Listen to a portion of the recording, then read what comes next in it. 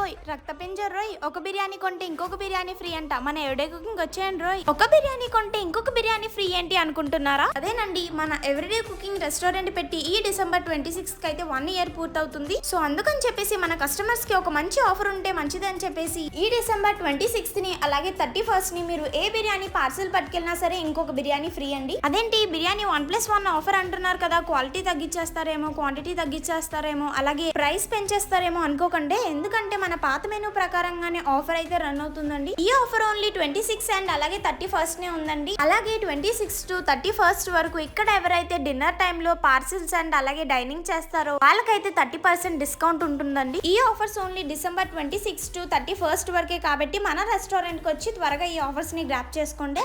మొహాలు వేసుకొని చూస్తారేంట్రా వాయించండి.